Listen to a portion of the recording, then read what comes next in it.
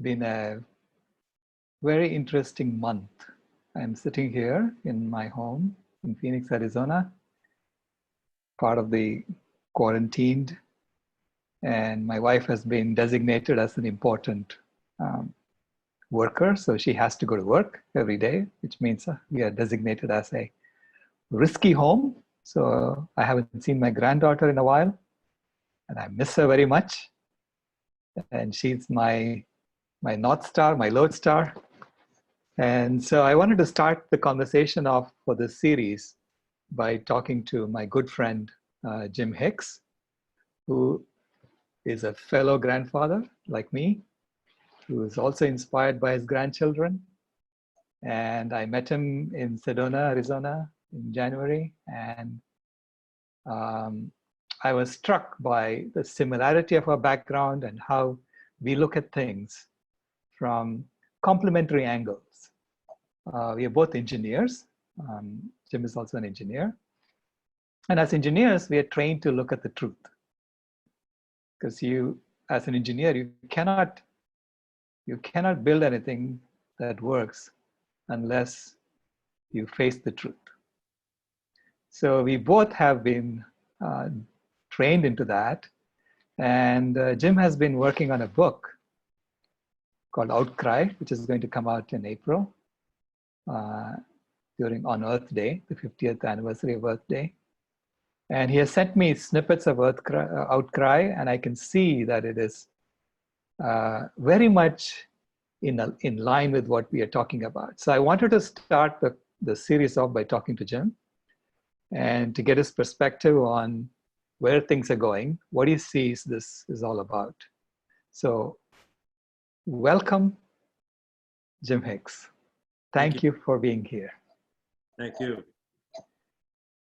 So, what is the question? What is the question? Where are you? First of all, where are you? How are you feeling? I am I'm in Vermont, right near Mount Snow, the ski mountain up here. Mm-hmm. I'm by myself, self-quarantining for no apparent reason except that I'm from the New York City area, which is ground zero for this whole pandemic. Right. Most infected city in the world, I think. Right. Yeah, so, my heart goes out to all the people in New York. You know, you have all friends and family who are there. So I'm working on the book now, and I'm finishing up. It'll be published on April 22nd, Earth Day, which is by design. Right. So tell us a little bit about the book. What is it about, and what is your perspective on where it's going? Well, I chose the title Outcry because I'm writing as if it's coming from nature. Mm-hmm. And the subtitle is Urgent Alarms from Our Planet and What We Can Do About Them, those alarms. The foreword is written by Mother Nature. And so clearly I wrote it, but I gave her the credit because she inspired me to write it, to tell her side of the story, which is just how bad things really are with her problem tenants, the human species that we are. So the idea here, actually I've got an approved comment on the cover, a quote by the famous movie producer James Cameron, who reads my work, and I know him fairly well for several years now. And so in an email to me last April, he mentioned something about the state of our affairs in the world. And he said, the world is completely delusional and going to hell in a handbasket as fast as humanly possible. The only relevant question is, how do we make the crash as soft a landing as possible for some kind of continuation of human civilization? And I read that, and I didn't even think about it at the time. That was back in April of last year. And then for some reason I dug through my old emails and I found that one, and I said, you know what? He's basically asking the question that we're trying to answer in this book. is how we're gonna right this ship. We know we got serious problems, and in my case, back in September of 2018 was the first time I'd ever really verbalized what I thought could be done to save our civilization or save our species. And it happened in New York City. I was with a gentleman by the name of Stuart Scott, who incidentally is my co-author of this book. And Stuart lives in Honolulu. He's the founder and executive director of scientistswarning.org, United Planet Faith and something initiative, Faith and Science Initiative. And he was on his way to COP24. It's the Council of the Parties, the climate conference in Katowice, Poland at the time in September of 2018. And at the end of our discussion, he said, well, how do you see things? How do you see us getting out of the mess we're in with the way with climate change and all that's going on, species extinction and you name it? And so I said, well, let's start walking. So we left the restaurant, and for the next 20 minutes, he let me talk, and I just rambled on, and I described a coast-to-coast living quarter for humans that would force us to reinvent every single thing we do in life, because we as individuals, we can't reinvent the system. The system has to be reinvented by the engineers and the architects and the planners and the folks that are governed in power. And so at the end of that walk, I said, you know what? I've never really shared these ideas with anyone before, but I'm going to share it with my mailing list this week. And the next 4 days, I started writing. And on 4 days later, I published one of my, what I call SOS memos, Save Our Species. And I described that, I called it a creative idea for saving our civilization. Mm-hmm. And since then, I've been writing one of those SOS memos every week. I have revised some of my original assumptions, and it's kind of evolved over the past, year and a half now. And I realized, I've got a book in here somewhere. All of these things that I've been writing about for a year and a half. And I said, I've got to organize it and put it into a book that makes sense, that flows nicely. And that's what I've done with this book. And along the way, Stuart and I got together, and he invited me, he asked if he could be the co-author. And I said, in fact, I asked him, I think I invited him to be the co-author. But he went on to that conference in 2018 in Katowice, Poland. And he went and visited, after he left me in New York, he went to Sweden, and he sought out Greta Thunberg's father, Svante, and he invited them, he and his daughter, to the conference. And he was authorized to do that, Stuart was. He's attended like 10 or 11 of those conferences. Mm-hmm. And so the father agreed, and he said, well, you need to meet Greta. So Stuart went down and met Greta by himself in front of the Swedish parliament.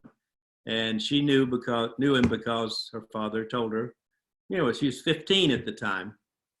And 2 months later, they are in Poland. He introduced her. He was the public figure that introduced her to the world. And 2 days later, she's talking to the Secretary General of the United Nations. Within 12 months, she'd been on the cover of Time magazine twice. I've got her featured in one chapter in the book, one of her speeches, one where I call it the How Dare You speech that she made at the UN this past autumn. Right. So Stuart and I are definitely on the same page, and he brings a lot to the party. And he also nominated Greta for the Nobel Peace Prize, which she'll probably get eventually. Right. So you mentioned James Cameron talking about a soft landing, right, for the Earth. So do you see what is happening with the COVID-19 pandemic as the Earth giving us an opportunity for a soft landing? Yeah, I see it as, some people are calling it nature's revenge. In the last chapter of the book, I call it jolted into thinking differently. Mm-hmm. And, as I watched all of the news for the past few months and the fact that somewhere along the line of all of the viruses of the past, there's been some interference by humans with the natural world. There was an animal involved, a bat, a pig, a bird, a pangolin, you name it. But it's just one example, one small example of how we just assume the whole world is ours. We own countries, we own land, we own properties. It's ours. It's not ours. Right. It belongs to nature. So I have a chapter in the book about 9 big picture scientists on this topic. Mm-hmm. And one of those scientists is James Lovelock. You familiar with him? Yes, absolutely. Yes. He's 100 now, and he is truly a big picture scientist. And in his later, he was actually got an MD degree first, then the science degree. And, but he's always operated as an engineer. He prefers now to call himself an engineer because engineers solve problems and put processes in. They don't just study it and publish reports. But he is the creator of the Gaia Theory, that Earth is a self-regulating organism, the entire Earth of which we are a part. And in his opinion, as stated in a video back in 2010, he said that he didn't really think we were going to make it. We were going to lose all of our population, or maybe 1 billion would survive. He didn't know, but we had to learn to. He said it's a simple question of if the Earth improves because of our presence, we will flourish. If it does not, then we will die off. So I think what the coronavirus has shown me and the world is that we have a serious relationship problem with our hostess, Mother Nature. And this is just the tip of the iceberg, but it shows you how powerful she is to bring the world to our knees over this one incident. But when you start pulling back the covers and you realize there's just so much wrong. And to me, the silver lining is that maybe we will be jolted into really understanding how we must interact with nature in order to survive. Right. In fact, I saw a meme on Facebook saying it's as if Earth has told us to go to our rooms and think about what we have done. So it's like Mother, disciplining us and telling us to think about our relationship with other animals, think about our relationship with the Earth, and find a way to live in harmony. And we are discovering that, in our quarantine state. We're discovering that there are a lot of things that we thought were necessary are really not necessary. So, so many of the flights are now empty. They're not flying anywhere. So you see the sky is so clear. Right. At night, I can see the stars in Phoenix. I never used to see that before. So you can see that she's, you mentioned James Lovelock and his Gaia theory. Mm-hmm. From where I come from, my original background is from India, and I was raised in the Hindu tradition. And we always had the idea that Mother Earth was Bhudevi. She was also always a goddess that we revered. Right. And it's true in all indigenous cultures. We revere Earth as a living organism, a goddess that we are part of. our mother. Mm-hmm. So in a way, it's what James Lovelock is doing is a scientific acknowledgement of what indigenous cultures have always been saying. And so to me, it seems like a validation of ancient way of thinking. The earth has mechanisms in place to bring us back in line. So this is like the immune system of the earth saying, please change, your Right. relationship is not correct, and now here is a way to do it. Go in a cocoon and think about things so that you can become a butterfly when you get out of there, right? So what do you think about that? See, I have the analogy of the caterpillar turning to the butterfly. So we always called ourselves consumers, right? So we need to now change our language, because if you think we are now in the chrysalis phase, maybe you should call ourselves Imagineers. What do you think? Yeah, I think so. One of the things that all this writing that I've been doing about an envisioned way we could live in harmony with nature, or at least get close to it.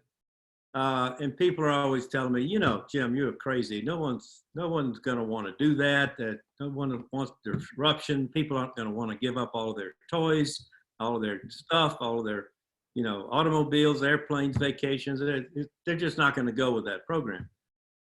And I'm thinking, I thought about this 2 weeks ago when I wrote the first blog about the coronavirus. I said, you know what?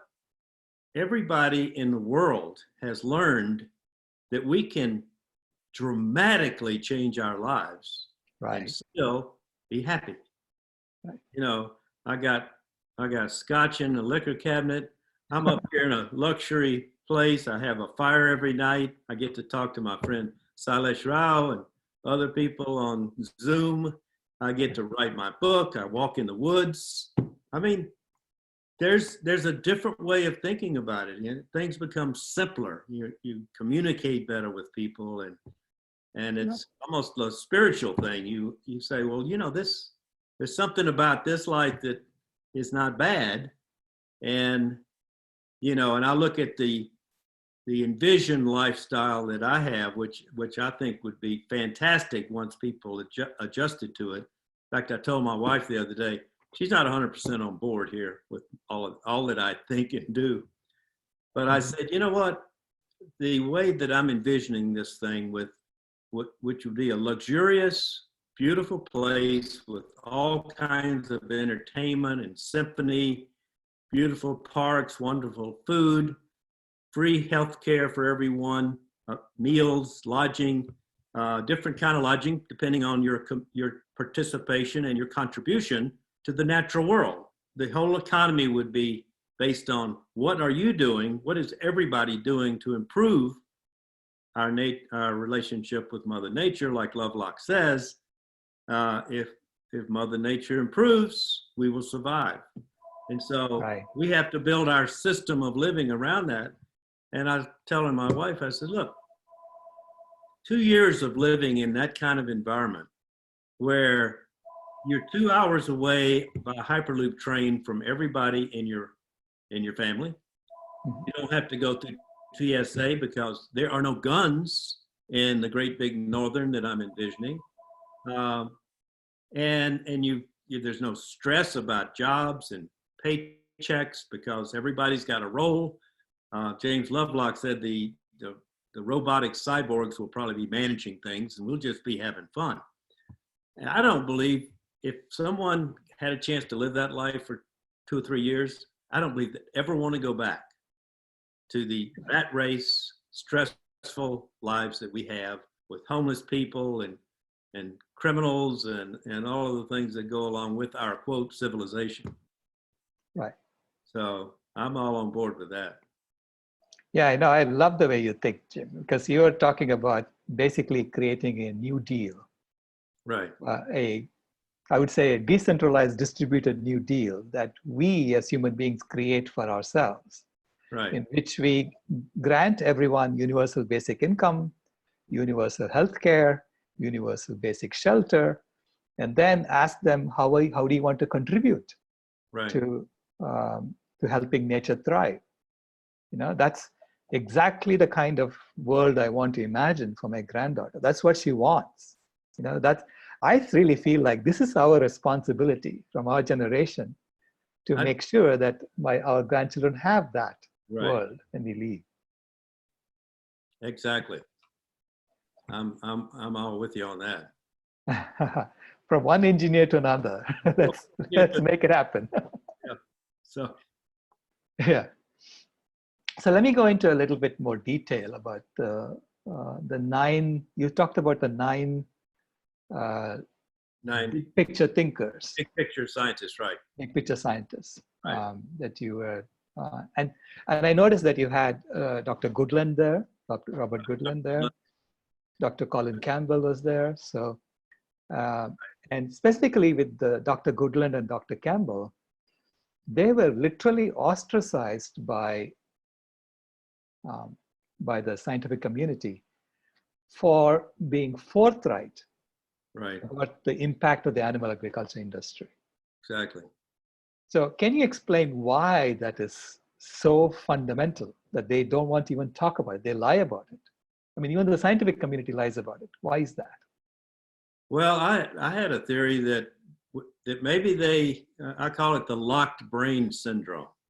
And that's the ubiquitous belief that by most everybody in the world, in the developed world, the educated world, the professors, the scientists, the physicists, everybody, I think that they must really truly believe that they need to eat animal protein to be healthy, and that anybody that's trying to upset that is upsetting their whole way of life and their ability to maintain their health. I really believe that they don't get it. In fact, the last chapter of the book about thinking differently, I featured Colin Campbell in it quite a bit because I'm intimately aware of what he suffered from Cornell University, where he taught for 40 years and got his master's and his PhD from there. But once his science, he was probably the top nutritional scientist in the world. He was certainly the top nutritional scientist at Cornell at the time. And he just stumbled across this study out in the Philippines. And then you may know the story about the Indian study about cancer and the fact that animal protein promotes cancer growth. And so Colin was just really excited to learn that. And he wanted to go check it out somewhere else. And he was in the Philippines working on a project to provide better sources of protein for malnutrition among the children. And then he found out that the children who got the most protein were the ones getting cancer. Right. Couldn't figure out why. And it connected with the Indian study, and he goes, oh my God. And I've got to get back to my university and do my own studies and see if I can replicate this kind of results. And so he was flying home, I think, and he's sitting next to one of his colleagues, a fellow professor, but he's at Harvard, I think, and Colin was at Virginia Tech at the time. And he started telling him about these two things, the children in the Philippines and the study in India, that animal protein had a direct effect on cancer growth.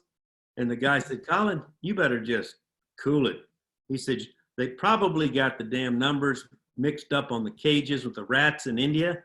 That's preposterous that you would think that, and you will lose your career if you talk about it. I mean, that was from a fellow scientist who had nothing to gain, who just immediately revolted at the thought that could possibly be.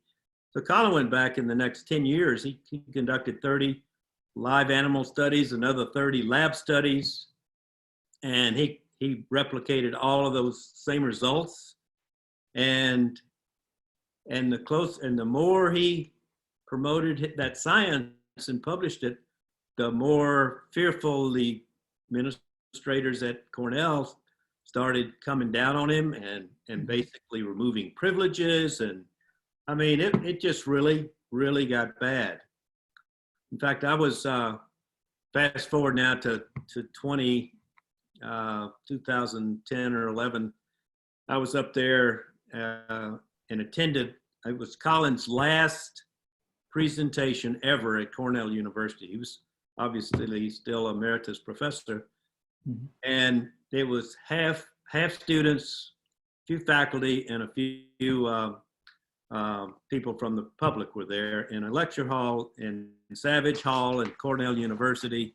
Mm-hmm. And Colin gave his standard presentation and told about turning the rat cancer on and off just by varying the amount of animal protein that they were fed.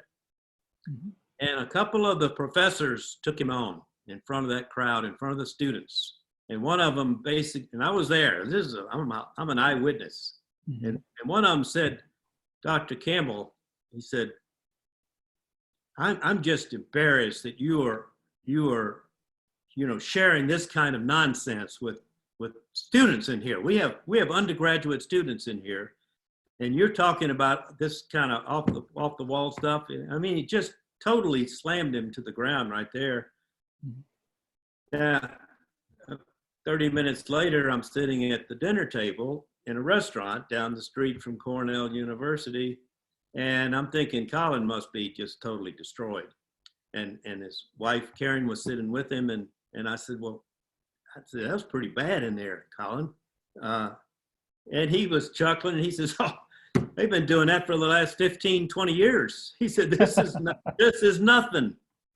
But in the last chapter of my book, I said, what if Cornell University had embraced the cure for cancer, heart disease, type 2 diabetes, and started encouraging other universities to do similar studies to prove beyond a shadow of a doubt, to start suggesting there's some human clinical trials to test some of these things. What if Cornell, instead of fighting him, cutting him off, and trying to smother him, had stepped to the plate and shared the truth with the world? What if? Where would we be now if 40 years ago, the whole scientific community had come together and started promoting it? The last question was, 40 years later, would we still be eating animals anywhere? And would there have been an animal in that wet market in Wuhan that got infected by a bat, and would we have this damn coronavirus now? Right. It's just a big part of living in harmony with nature is letting nature eat her natural diet, and we should be eating ours, which happens to be plants. Right. So you're literally saying that Cornell may have blood on their hands for I am absolutely saying that. And in fact, I was on Colin's board of directors for 6 years. Mm-hmm. And I'm free to at liberty to talk about this now because he's talking about it in his lectures now. Mm-hmm. And I called him one day, or he called me and was talking about some mistreatment that he'd gotten in Cornell and the latest round of crap. And I said, Colin, are you ready to get a lawyer and let's just take him to court on this? Let's just challenge your First Amendment rights to teach at a public university. And he says, yeah, I think I am. And I said, would you like me to track down a lawyer? He said, well, I know a couple of people I want to call. So he said, I'll try my list first. And so he did that. And a week later, I called him back. I said, did you get a lawyer yet? And he said, no, I haven't been able to get through to anybody. And I said, would you like me to make a few calls? Mm-hmm. And he said, yeah, well, my business for 20 years was in the executive search business. So I know how to track people down. Mm-hmm. And so I searched around for about an hour, and I landed with the #1 First Amendment attorney in the United States. I'm not going to mention his name here, but I do remember his name. His son is in broadcasting with a major network. Mm-hmm. But he agreed to meet with us. Turned out he was an undergraduate at Cornell when Colin was an undergraduate at Penn State, but they both shared Cornell degrees. And he sat there and he listened to the entire story of Colin's career and what had happened to him. And we were there to see about suing the university. And he didn't challenge any of it. You know, he's a lawyer. He listens to his client. And he did say that he did not think this was probably going to be something he would recommend litigation, but that he would give it some serious thought.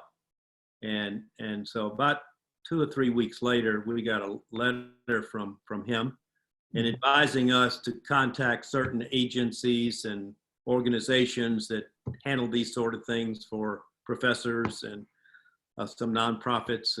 And we did that. And then Colin and I had written a letter together to the president of Cornell. And right about that time, he took over as the head of the Smithsonian.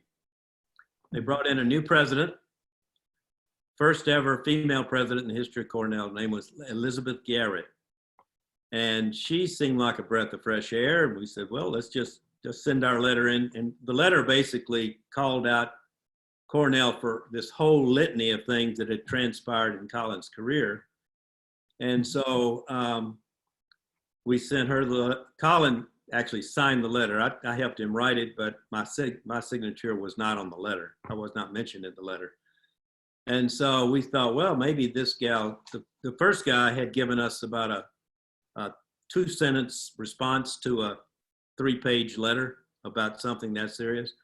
Well, she wrote 2 paragraphs. She was friendly enough to send 2 paragraphs. Ironically and sadly, she died of breast cancer 2 months later. Oh, no.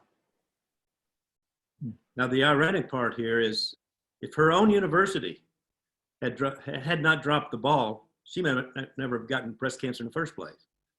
Not that we would ever bring that up, but we certainly thought of it when she died. And it came on fast. She didn't know she had it. 2 months later, she was dead. Wow. So, I mean, wow. it's just unfair to all the people who have suffered with cancer, heart disease, type 2 diabetes, and I mean, as Colin says, 70, 80, 90% of our healthcare costs are really driven by what we eat. Right. And the world doesn't want to know it. And there's too much money to be made in making us sick and then getting us well. Yep. And no money to be made in healthy people. Right. It's the same problem with Dr. Goodland's work also, because Dr. Goodland had shown that animal agriculture was responsible for at least 51%, and we are estimating it's actually much more than that. Right. At least 51% of the greenhouse gas emissions. And they did a job on trying to discredit him. You know, the UN Food and Agriculture Organization, which is chock full of industry scientists, you know, went out of their way to put him down and to keep touting their number, you know, 14.5%, 15%. So that people say, oh, it's not such a big deal. So we don't have to think about what's on our plate. You know, we just focus on what we are driving, right? It's exactly the same story. It is. Like what happened to Colin has happened to Dr. Goodland. And by the way, Colin introduced me to Goodland before he died. Yeah. And I was just getting to know him via email when he died in December of 2013. And I joined Colin at his memorial service in Washington, D.C. in February after he died in late December. And the head of the UN environmental group was there and spoke. So, I mean, he had some, at least they paid their respects at the end of his life. Right. Yeah, he did some great work. I mean, he was a very well recognized environmentalist, and he felt that, you know, people are being lied to in the UNFAO's report. And that's why he took that extraordinary step of writing an article where he corrected all of the problems in the FAO's report and showed why it is at least 51%. Right. And so we have based our white paper on his work, you know, the work that he and Jeff Anhang have done. Yeah, Jeff Anhang was there at that memorial service, and I've gotten to know him and been with him several times since then. Yeah, I'm truly grateful to both of them for doing that work. Yeah. So, well, the truth will come out. This is the time. I think now we are, we can no longer afford to pretend that this is not the major issue and bring all these people in who are having severe symptoms of COVID-19 because they are not eating right in the first place. So I think it's our responsibility to tell them, if you eat properly, you may be able to alleviate some of these symptoms. Well, eating properly also works well for your immune system. Right. I haven't heard anyone suggest yet that I would. Is there any data concerning people that eat a whole food plant-based diet? I'm not saying just vegan. I don't. Mm-hmm. Vegan is not necessarily healthy, as you well know.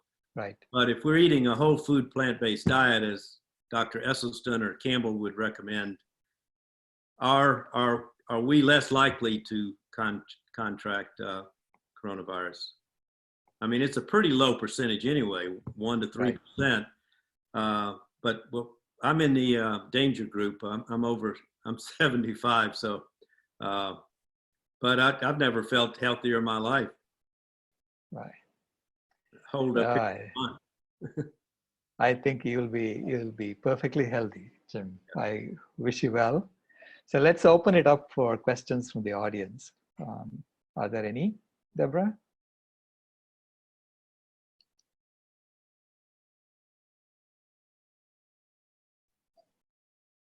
Yes, there's been a great chat going on here. Mm-hmm. And let's see, Rebecca, do you have questions from the Zoom? And let me say to the people who are on Zoom or on Facebook that you're welcome to post your questions in the chat, and we will offer them to Dr. Rao and Mr. Hicks. Yes, there's one question. Have you heard of, or I'll reframe it, of the chair of the IPCC, Rajendra Puchari, as a bearer of the truth? Do you know of him? Yeah, he was at Dr. Goodland's memorial service, and he just died, by the way. I believe I think he died in January. Right. I don't know a lot about him, but he was there. I remember seeing him, and there's video of that memorial service that you can still watch today. Right. I know him. I met him in Delhi.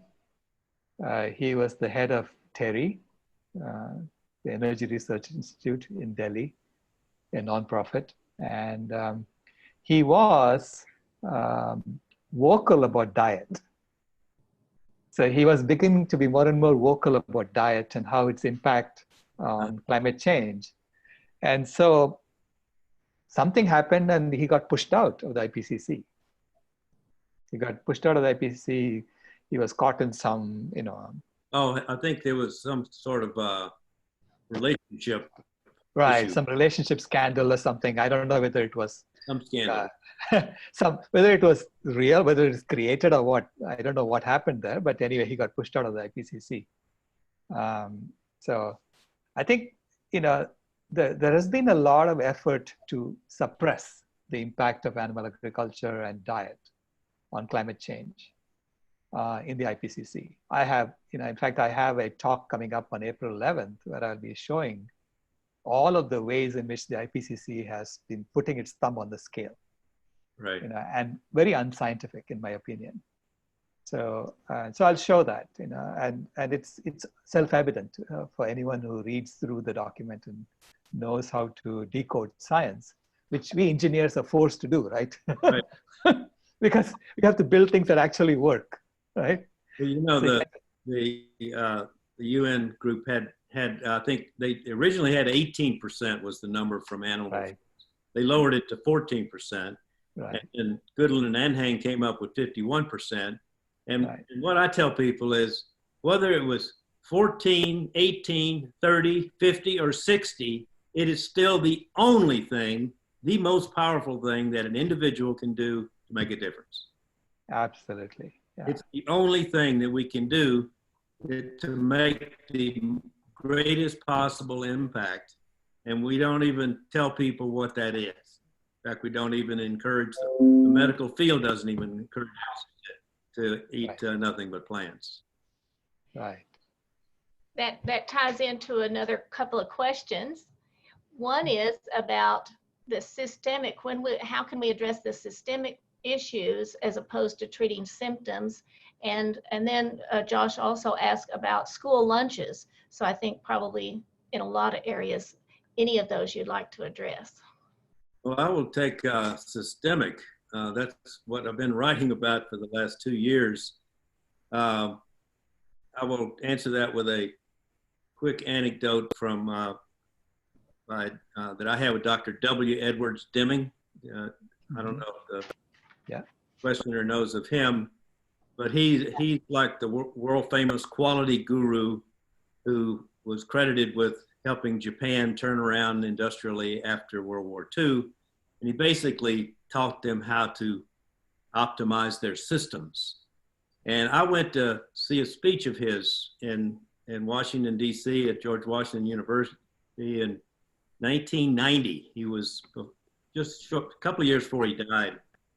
And I afterwards handed, and throughout this lecture, he was telling, his main point that day was optimization of a system. Study optimization of a system, because only management leaders can change the systems. People can go out and turn their thermostats down, use less water and this and that, but they can't change the overall way we live. And so I went down front after this lecture, which had been telecast around the world from George Washington. And I had a little paper with me that I had written because I was trying to apply the Deming principles at the job that I had. I was working for Polo Ralph Lauren in New Jersey and managing all of their operations. And so I had written a paper called The Deming Process at Polo. Mm-hmm. And I stood down there in line to get him to sign it. Everybody else had the book to get signed, and I had my paper. And I handed it to him. And here's this 90-year-old man, and he's like huffing and puffing, and he wouldn't sign it until you read the paper, right? I got 18 people in line behind me, and Dr. Deming is reading my paper. And finally he starts yelling. He says, "Where is it? Where is it?" And I'm thinking, "Sir, what do you mean? Where's what?" He said, "There's nothing in here about optimization of a system." And I said, "Hey, where is it?" And I said, "Well, sir, I don't believe it's in there, but I will make sure I will go back and put it in there when I get back to my office." And then he calmed down, and he took out his pen and he wrote very carefully, "Keep on learning, study optimization of a system, W. Edwards Deming." And I still have that framed today in my office. But it was Deming that I think helped me really start thinking big picture. Mm. And he never worked on anything like we're talking about, but I bet if he were alive today, he would join James Lovelock as one of the few people that understood that the whole world is a system, right? An organism of which we are a part, and we've got to operate in harmony or we're going to die off. He would have gotten that big picture. And that's the way I see it. Yeah, I think Mother Earth is showing us the big picture. And so we are going to be doing it. Yeah. So on the school lunches, it's interesting, until we get academics, institutions like Cornell and Stanford and Harvard and all these universities acknowledging the truth about cancer, relation with animal protein, and diabetes, heart disease, obesity, and its relationship with animal protein. Until they acknowledge that and tell the truth, it's very difficult to get the government to change its school lunch policies. Right, exactly. Yeah, so I think the onus is on them. I mean, they are responsible for for the ill health of the community and the mess that we are in. So they have to wake up and accept their responsibility and change. Right.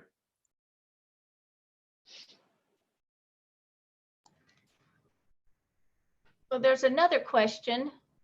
If you know about Dr. Sebi, who has a mucus-free diet alkaline recommendation. I don't think I phrased that exactly right, but. Right. I've heard of Dr. CB, and I think he has been advocating that for a long, long time. Okay. He's one of the original pioneers of a plant-based diet. Thank you. Let's see. I had another thought while you're looking on the systemic fixes. In the envisioned living corridor that I have envisioned, it's 25 miles wide and it's 3,000 miles long. It's luxurious and it's great and everything like that. But it's what I call a magical world where only green options exist.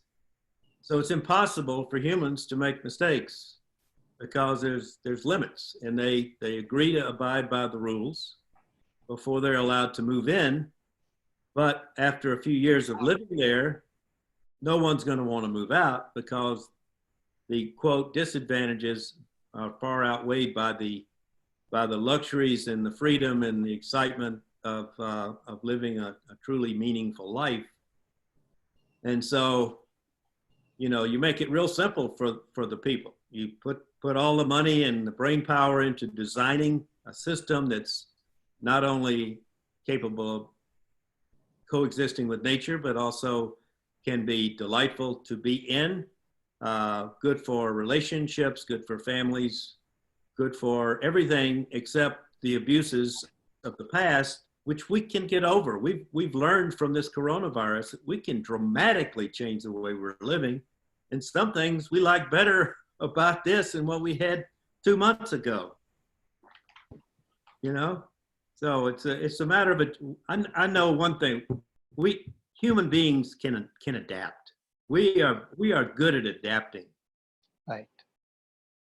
Yeah, and we are really beginning to see that, you know, your health is important for my health. So we are all in this together. And it's people all over the world, you know, their health is important for our health because the virus can come from anywhere, you know, and infect all of us. So the virus has literally opened people's eyes and shown the interconnectedness of all human beings and all nature. It's amazing. I never even thought in my wildest dreams that my analogy of the caterpillar turning to the butterfly would happen literally. I was thinking of it more as transformation that we would do, because to me, you know, I buy into Tracy Martin's statement. She made a statement in her book. Change is inevitable, but transformation is intentional. Yeah, I saw that. Yeah, and that's important. Nature makes change happen because she has processes in place, feedback processes in place. Nature has not been around for 3 billion years with a really bad design, you know. This is a design that's so robust that it's lasted for 3.5 billion years. So we are really newcomers in this, right? And so we need to pay respect. We need to get some humility that we are part of something much, much bigger, much, much more intelligently than we give credit for. And so it's beautiful to see, but it is, in a way, it is, she's changing and she's asking us, do you want to transform yourself? Or if not, do you want another big one coming? Right. Right? It's up to us to transform right now, I think. You know, I've been thinking up until 2 months ago in the coronavirus thing, I had been thinking that we would need something dramatic like an earthquake, an asteroid, a superstorm that wipes out Shanghai or something to grab the world's attention. I never thought it would be a virus. Of course, I hadn't seen Bill Gates' video from about 2 or 3 years ago where he basically said It's coming. Bill Right. Gates is really knowledgeable about this thing, and that's another guy that could be a game changer if he really got on board what we're talking about. Very good. One of the, oh, is it okay? Deborah, do you have a question? I was going to bring in some from Facebook. You want to go with one more, and then I'll call in the ones from Facebook? No, go ahead. Okay. All right. Here's one from David. He says, do we have any insight into what the difference is between someone who needs little education before changing their behavior and someone who refuses to change despite having all facts presented to them? We all grow up with similar traditions and habits, yet there seems to be a big gap in people's reactions. Yeah, Okay. and I will tailor that to my envisioned community and say that, you know, as I alluded to earlier, the super luxurious futuristic living quarter that I'm envisioning would have a whole different set of rules, and people that moved in would have to fill out an application, and they would not move in there if they didn't agree to all of the lifestyle changes that would take place there. So in that particular case, you don't have to change. You basically build this new community with people that want to be there. And then the word starts getting out, hey, these people got it pretty good out there. They still have communications with their friends and family, and they're telling them about what they're doing. They're sending their photos back. They're going to luxurious places on blimps instead of jet airplanes. Who knows what they're going to be doing. But the people that go there initially want to be there. They love everything about it. And then it'll take a lot of years before the wealthy billionaire will want to do that, if ever. And so, you know, that was the only way that we could think of how are we going to change the lifestyles that are just diametrically opposite what it needs to be sustainable. And it's do it on a small scale, build it, and they will come. Right. Okay, I'll put in one more, also from David. Any thoughts on Jacque Fresco's idea for a new type of society? You want that? Take that one, Sailesh? So this is the founder of the Venus Project, right? So the one issue I had with his project was that it wasn't based on veganism and plant-based diets. Because I think without that foundation, if we have a relationship of exploitation with the animals and with nature, we are stuck in the same old system, in my opinion. So that's the foundational difference that brings us from a caterpillar to the chrysalis phase. Right. Yeah, that has to be built in. Other than that, yes, you have to use the technology, to benefit us as opposed to benefiting just a few. It has to benefit the whole. And technology should be used as a tool to help nature. Our intention should be to use that to help nature as opposed to extracting from nature. Yeah, I think I had that slide. It says, how green is green enough to be accepted by Mother Nature? And there's no guarantee that we'll even be able to create anything in our wildest dreams that will be acceptable to Mother Nature. Therefore, when in doubt, take it out. If we were just in doubt about the meat, we still take it out. But we're not in doubt about it. We know that we shouldn't be eating it, and it's causing us all kinds of issues and problems and diseases. Right. Yeah, including the latest one. COVID-19. Yeah. They're trying to pin it on some wild animal in China, and if we eat in domesticated animals, you don't have that problem. But no, we have evidence that the swine flu happened in 2009 because of domesticated animals. So it's I don't understand how anyone can even have any doubts about it anymore. This is it. Yeah. The leading cause of diseases is animal agriculture. And so we're going to be talking to Keegan Kuhn and Alex Lockwood later on in this summit about that. So we have a lot of information that we're going to be showing during this summit, and we're going to synthesize that on April 18th. The last time I saw you, we were sitting on a panel together with Keegan Kuhn and Right, the guys from the Cowspiracy. right, in Sedona. We still have a number of questions here. You guys up for more? Yeah. Sure. Okay, so here's one. What was the big aha moment for you before you left Polo Ralph Lauren? The big aha moment, I had already left Polo Ralph Lauren when I got curious about the optimal diet for humans. And it happened right after 9/11. And the reason was I was in the executive search business, and all of a sudden I had no business because people quit hiring. It's kind of like anybody now in any kind of business has no business, really, unless they're selling face masks. And so I got curious, and what we were going to do, my firm and my partners and I were going to start doing seminars and flying people into Atlanta, and we were going to, we had, I'd come up with a little package deal I called Get a Life, Then Get a Job, My 7 Secrets. As a headhunter, I was a guy that knew something about getting jobs, right? So get a life first, and then get a job, My 7 Secrets. So find out what you really want to do so that you'll enjoy it. So if we were going to do these seminars, I had to learn something about to be able to talk to them. One of the things I chose was learn how to get really healthy, learn how to get financial freedom and get organized, things like that. So each partner took a different topic or two, and I took food first.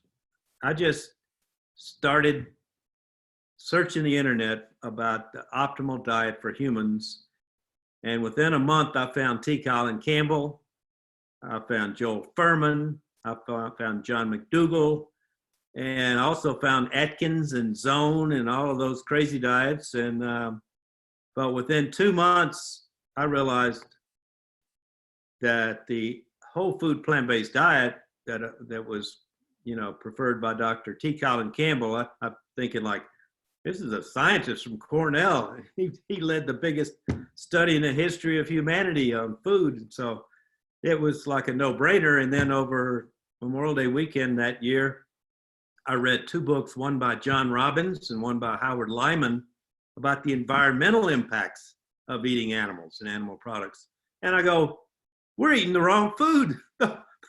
All of humanity is eating the wrong food. And so initially I thought I was going to go back to consulting for industrial clients and teach them how to save money on healthcare. I think we just lost, I think we're done, right, Salish? No, we have 2 moments. No, we have time. It's okay. Right.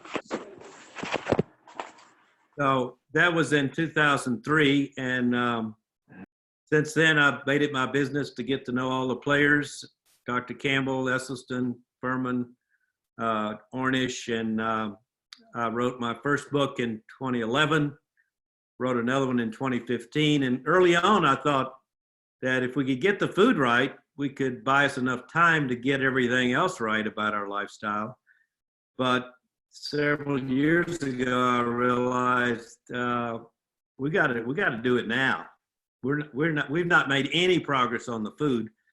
I did a little extrapolation once, and I found that for every American or European that's moving in the direction of a plant-based diet, there's at least a dozen moving in the other direction from the developing world who has money in their pocket for the first time. Right. So things are changing in the developing world now, especially after this, because people are concerned. I think China, they're saying that even if you're allowed to open these wild animal markets today, there is no market for it. People don't want to eat it. Hallelujah. Yeah, exactly. Hopefully they're gone forever. Right. All over the world. I think we have to just assume that and work on this new system, call ourselves Imagineers, Right. and build what you're imagining. Right. And I think it'll happen. That may tie into what one of the questions was, how do we keep from going back afterwards? You know, we had the fires one after another, and someone expressed their concern about not going backwards after it's over. After the coronavirus is over? Yes. You know, I've been thinking about that ever since it happened, you know, because all I hear about is, when are we going to get the economy going again? When are we going to go back the way it was? Everybody's talking about that. And it's like, okay, Mother Nature, you got to slap them a little bit harder next time because you still ain't got their attention. I think we've learned a lot from this, but I think our economy will go right back to where it was just as fast as it can. And whoever can make that happen gets reelected president. And, you know, I think it'll take a lot more than one bout of coronavirus that kills 1% of the world's population. What would that be, 8 million or something? I have a slightly different take on it. Because the only way you can keep the system without overwhelming the hospitals and the frontline workers, the nurses, the ER doctors, I mean, they are all suffering right now because of the rate at which people are coming in. So the only way to keep this at manageable levels is to reduce the infection that's happening. So which means a lot of social distancing. And now when you relax the social distancing, the bug will come back because that's the nature of the beast. So which means you'll have to put it back in again. So you'll have this continuous social distancing paradigm going on with intervals of relaxation in between. And that fundamentally changes the economy, fundamentally changes what people want to do. Okay, so I think when you create this kind of environment and you're forced to do it for a couple of years, it changes you permanently. Yeah, I can You see cannot that. go back to the way it was. I mean, even in places like India, I'm seeing that a lot of migrant workers are going back home. They're saying this is done. We are done with this because they are being locked out, so they want to go back home to where they were. And it's very difficult to get them back and start building, your, I don't know, whatever 20-story building you're building, right, with their labor. So you won't have labor for all that. You won't have labor for everyone at home now are washing their own dishes in India. They're used to having someone come in and wash their dishes for them. Yeah. No more, right? So they're figuring out how to live on their own. Okay. And the bigger your house, the more work you have to clean it Right. up. So you realize, man, I should have, not used so much, right, of the Earth's resources in the first place. That's why I'm having these problems now. Right? Yeah. So it's sort of teaching us lessons. It's teaching us lifestyle changes automatically. And I think this is why I see this as the chrysalis phase of humanity. And that we are going to be thinking about becoming butterflies. How do we then automatically help nature thrive with everything we do? Exactly what James Lovelock was imagining. Right. We are going to be that, because we have the capacity to be that. And so why not be that? Well said. Deborah, I have another question. Do you have a question?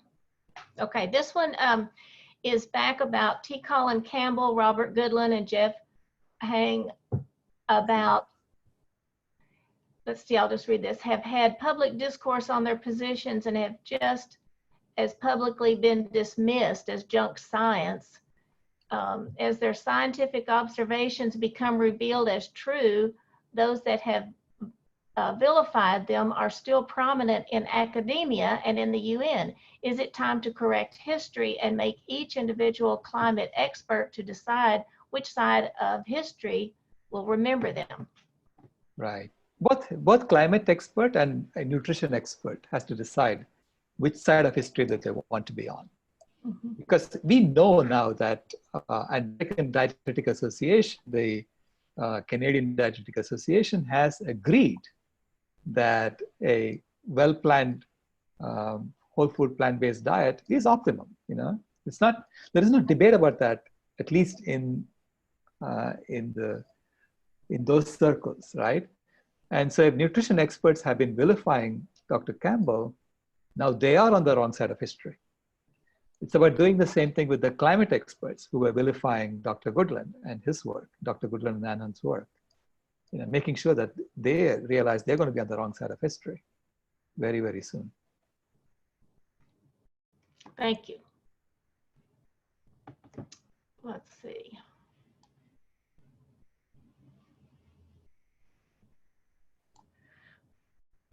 Okay, here's a question from Martin. Do you see the danger of people inventing the story that COVID-19 was a conspiracy, in particular in times of social media? Are you concerned about that? I'm not. I don't do a lot of social media, and I don't buy into those kind of stories. I prefer to listen to scientists and get my news and listen to Democracy Now! Instead of Fox News. You know. Right. Anyway, Dr. Rao, you probably have. Yeah, I see. There are always going to be theories like that, conspiracy theories, you know, but we have to go with the science. We have to go with also knowing that money is influencing science. And you can tell which way it's influencing because you know who has the money. So based on that, you have a good idea of discerning truth from fiction. I mean, we are trained to do that, Jim and I, because we are engineers, right? So so we have to discard theories that we know are false and look for theories that work. Yeah, and I've talked to scientists who are familiar with the genome of the virus, and they're saying, I mean, in their wildest dreams, they couldn't have designed something like this. So it's impossible. Nature does a much better job of figuring out a virus that would work on human beings than someone sitting in a laboratory.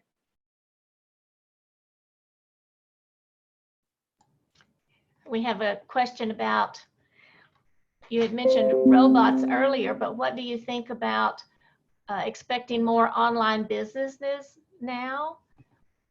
Do you think that will increase? And then the other question is, why are most humans still in denial about pandemics, about how they get started? So, two very different questions. Yeah, go ahead, Sailesh. Yeah, well, I mean, we know CDC has said it, WHO has said it. Most pandemics, 3/4 of new diseases are coming from animals. And from the fact that we are constantly interacting with animals in order to kill them, in order to skin them, in order to eat them. And that is the source of most of our new diseases. So when we stop doing that to animals, then suddenly the probability of a virus jumping from an animal to human beings diminishes by orders of magnitude. Instead of having a pandemic once every 100 years, we'll have once every maybe 100,000 years. So that's the impact of changing this, flattening the curve on pandemics. Okay? Just like we are flattening the curve on people going to hospital right now, we should be flattening the curve on pandemics by distancing ourselves from other species and showing them respect and letting them live their lives without going and capturing them and putting them in cages and all this that we do. The other part of the question was about more online shipping and online purchasing. And yeah, I think there'll be a transition period where there will be a lot more of that, but that's not the answer. The answer, just keep buying the same stuff that you don't need, but buy it, without going out in your car to get it. I do think that there has to be a drastic systemic change of our system of living for us to survive. I believe what Dr. Lovelock says. I think he's got it right. And we are, you know, if I had to guess what percent we are along the road to sustainability, I would guess at under 10%, maybe under 5%. Mhm. I mean, it's just, if you had to design the most destructive civilization possible for nature, you know, what could be more destructive than burning hundreds of millions of acres of rainforest so we could grow pig feed, so we could put it on a ship to send to China to feed pigs. You know, we are just totally trashing this only place in the universe capable of keeping us alive. And I don't believe little fixes, little improvements are going to really amount to a change in the system.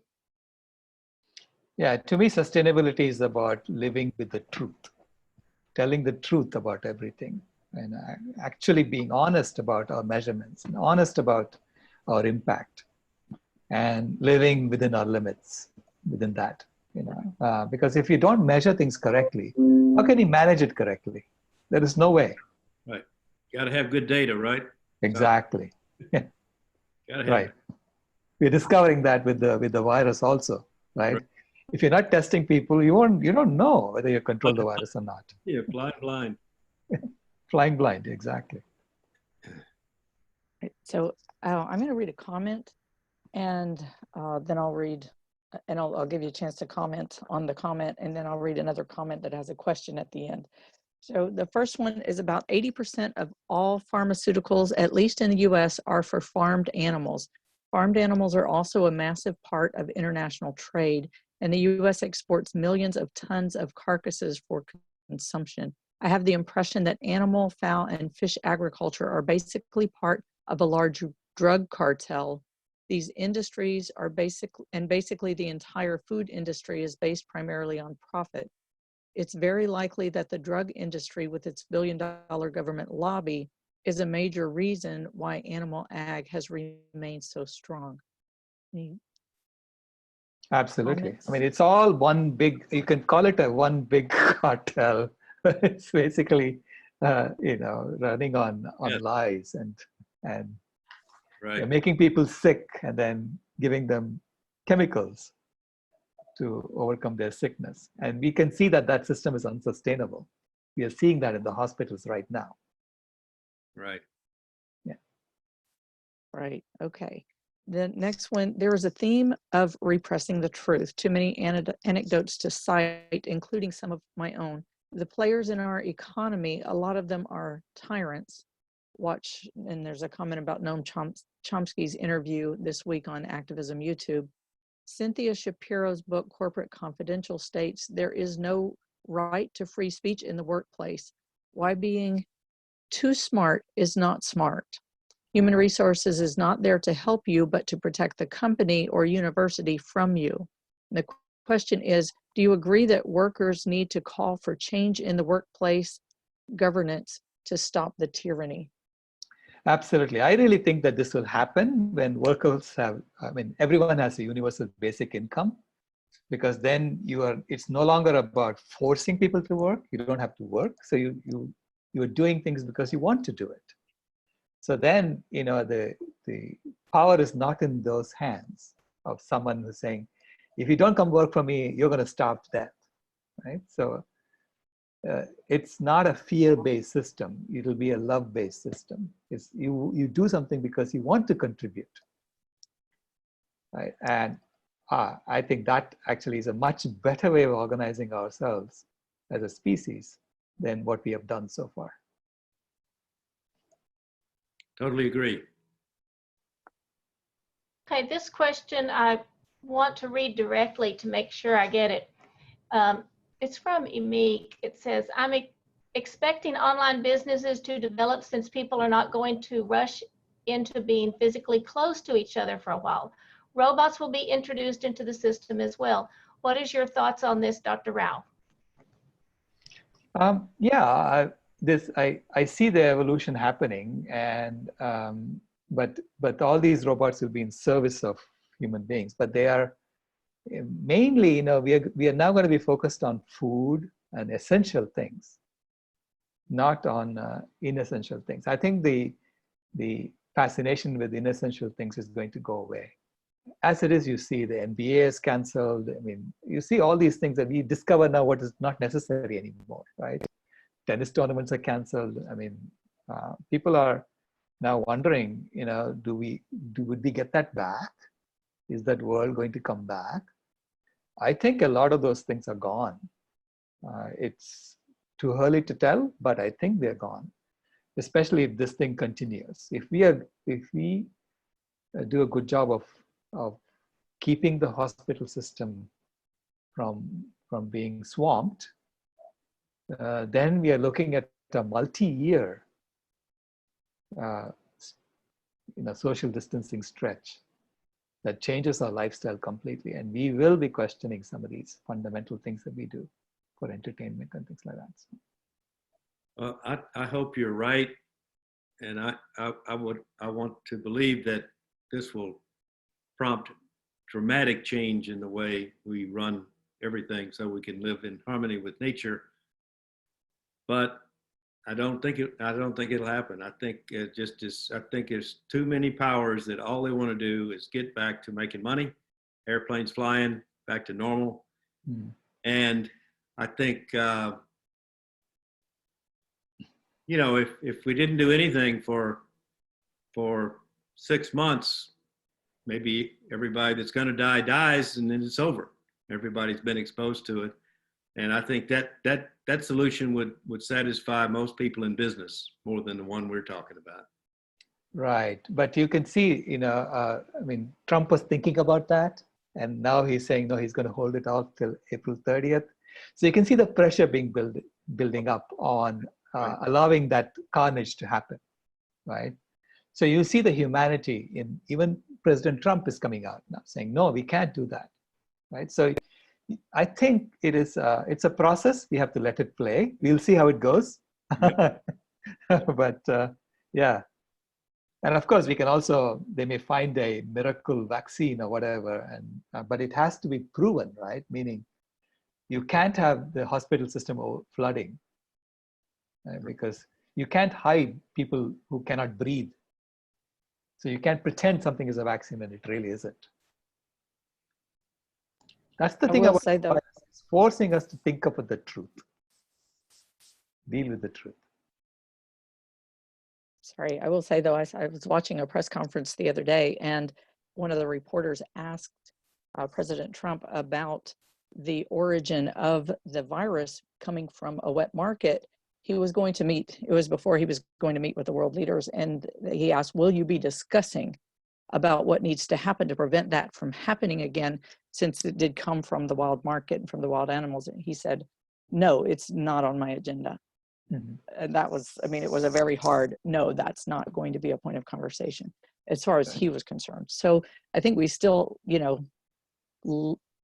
don't know, what would you think? I would think that, how can we get to the point of having our leaders listen and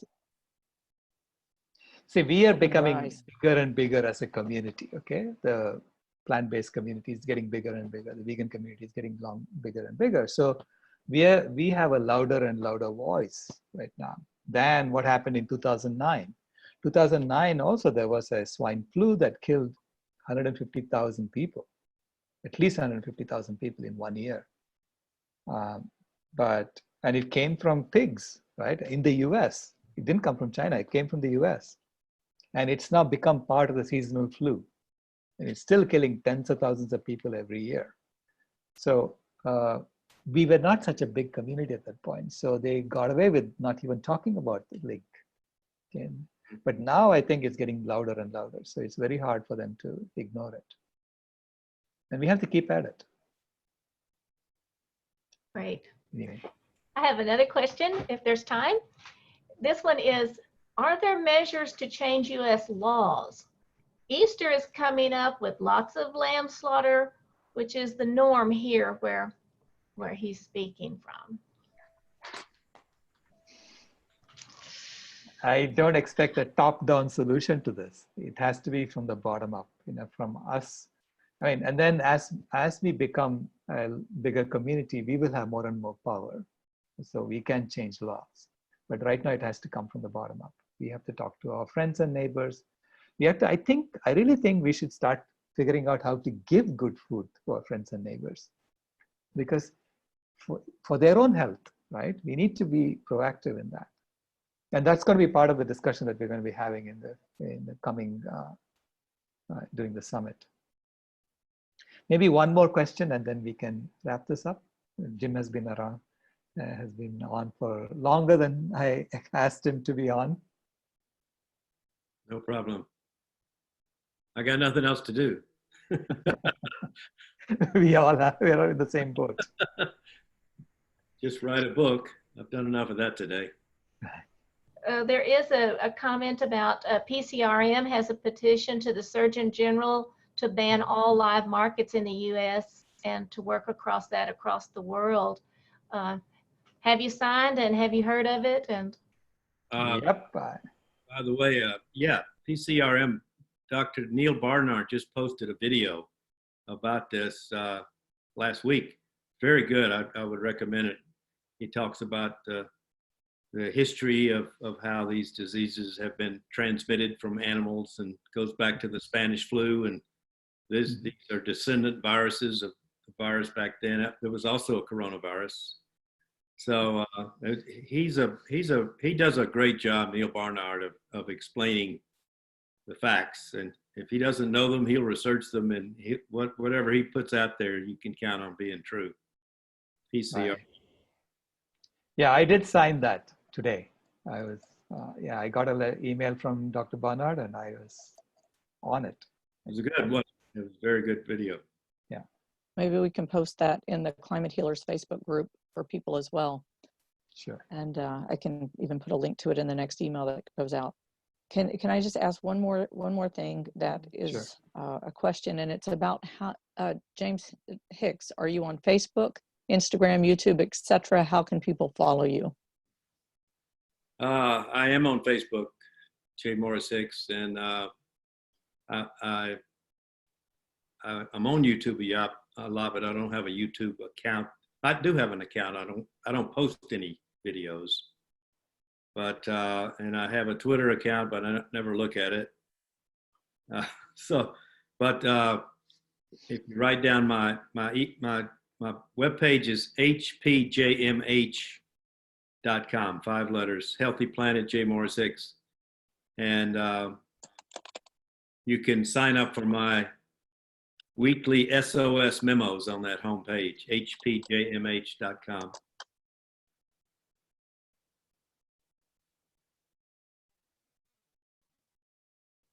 Awesome. Thank you so much.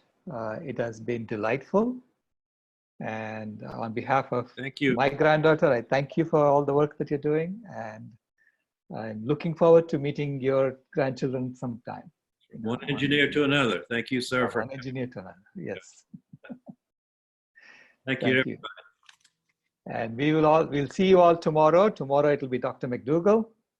Okay. And we're going to be talking about self-help for COVID-19. Okay, great. Okay. Thank you. Bye-bye. Thank you, Deborah. Thank you all. Thank you, Rebecca. Thank you for organizing this.